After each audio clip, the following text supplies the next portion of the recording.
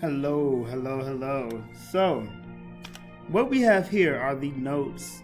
Our last set of notes, since Anthony keeps talking about how we've been on LL2 for quite some time, and we have been. These are your last set of notes for LL2. And this is how we're bringing everything together to talk about characterization statements.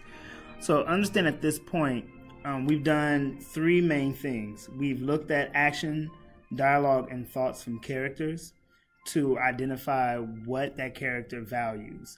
Then we looked at action, thoughts, and dialogue from a character to then determine what personality he or she has when it comes to understanding that importance of that value and understanding the major event of the chapter. We then looked at how the rules or the habits of this community is the reason for characters doing, saying, or thinking what they do in order to have that personality and to have those values. So try to understand that historical aspect to all of this. Now, all we do is take all of that information and we make it into one beautiful sentence, which is our characterization statement. And so it's doing the same process, but now you want to look at a full chapter. Being able to read a full chapter and identify all these moments and then say, in this one chapter, I know what this chapter was talking about.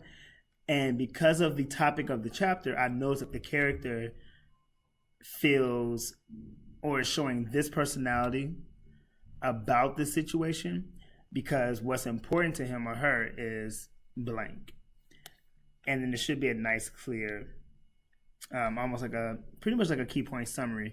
And we're going to do this using a new fold. You're going to see that in a moment. But first, before we go into there, the notes from this week and what we have with it. So first off, the first thing you want to do when you have your text and you're trying to make a statement is we want to pay attention to the first page focus and also the last action, dialogue, or thought from a particular chapter.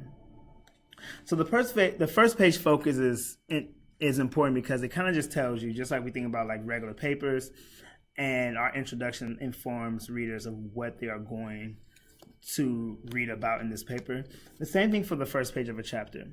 It sets the tone for the chapter, lets us know what the chapter just might be talking about. And so I'm going to quickly go into the story that the chapter we modeled, which was chapter 5 in The Giver. We know we're beyond this. But in chapter 5, we know that on this first page, I'm going to just lay it here, the word dreams comes up 5 times on this page. We get it here, we get it here, we get it again here, here, here. And so we know that dream, there it is again, dream, just on this first page, we know must be important. And so at that point, we know that while I'm reading, I want to find every action, dialogue, or thought by whoever the character is. In this case, if we want to follow Jonas, everything Jonas says, does, and thinks when he is talking about dreams. That is what I want to write down. And it'll be best to think about what's the most important things he says and the most important things he thinks or does. But that's what you want to do. I feel like actions are easier. I mean, dialogue is easier to see.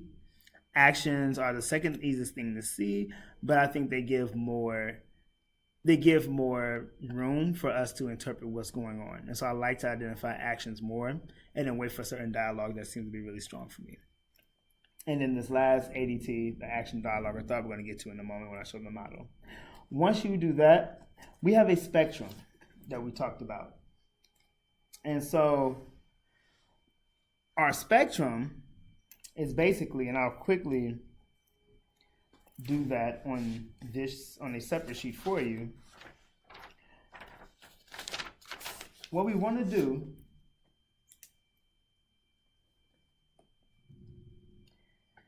is start to think about all the different feelings a character can have.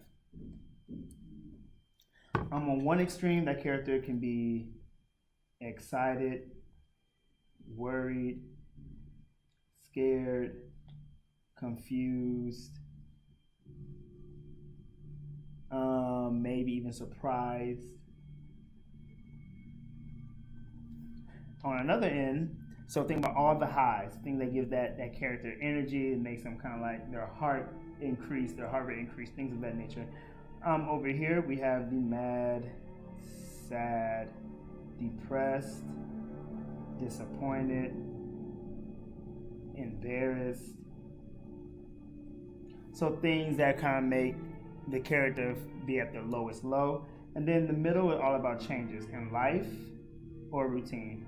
Yeah, this is a little sloppy, so I do apologize.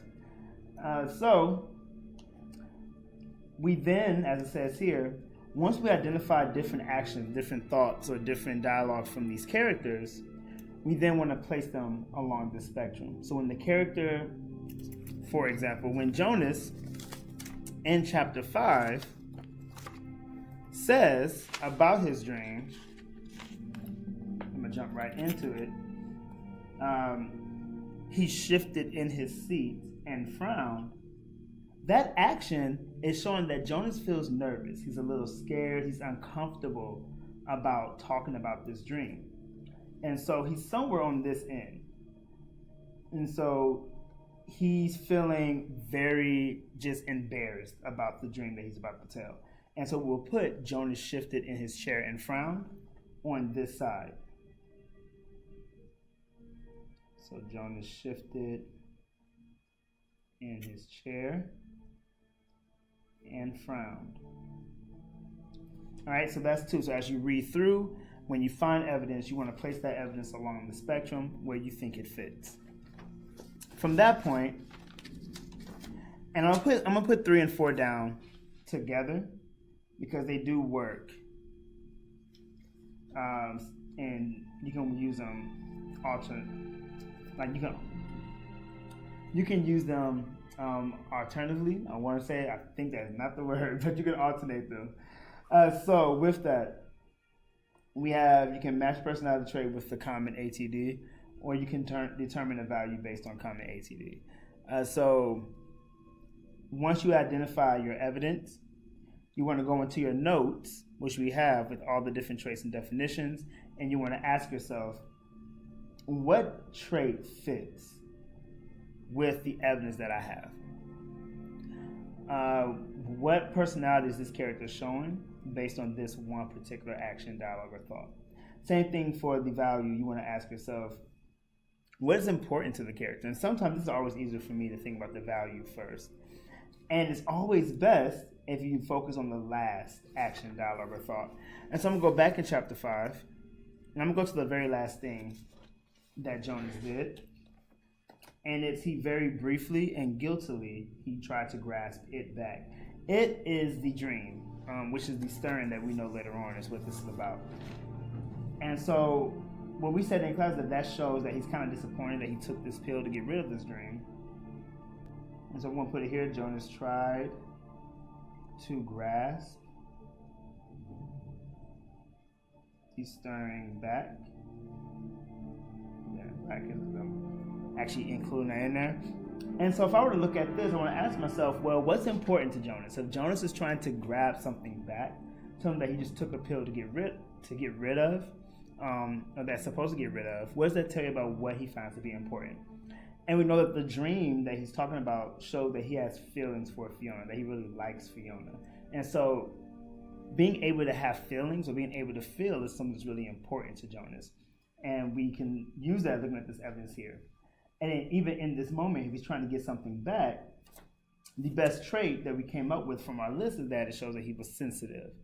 And so he's responding to this change. The change being, I have to take this pill that gets rid of my feelings, but I like my feelings. And so now I'm feeling a little sensitive about people taking away something that I think I kind of like. And so they kind of both all work together. And so that is then how you would then go about putting this on the spectrum and using to think. So to kind of do a quick recap of what we just did, we did the spectrum, and we talked about how we look at evidence, action, dialogue, and thought. We put that along this spectrum here. So every time we find evidence, we say, did the character, when that character did, said, or thought this, did it show that they were excited, worried, scared, surprised, confused, or mad, disappointed, sad, depressed, embarrassed, or there's a change happening in this person's life, or their routine. And we place them along the spectrum, And from that point, we use our notes and our thinking to identify a trait and a value. The trait will always be in notes, but the value is you.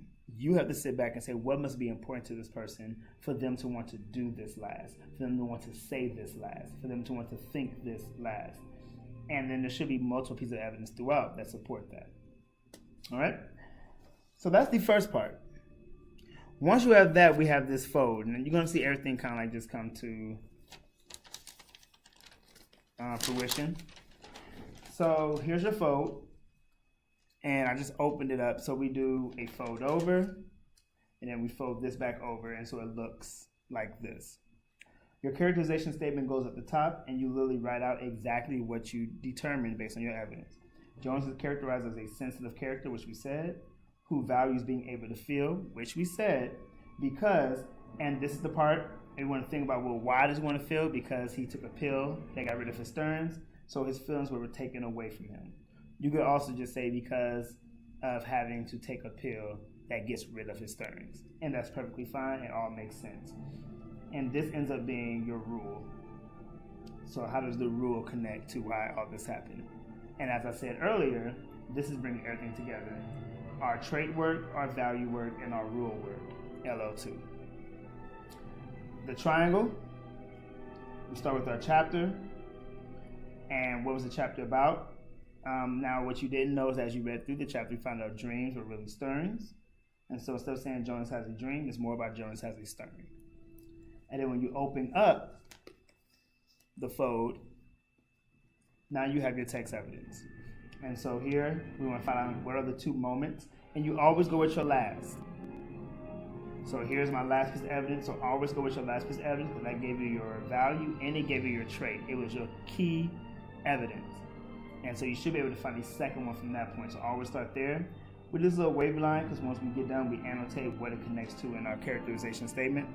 So we're showing that this evidence supports the value, which means I need evidence to support the trait.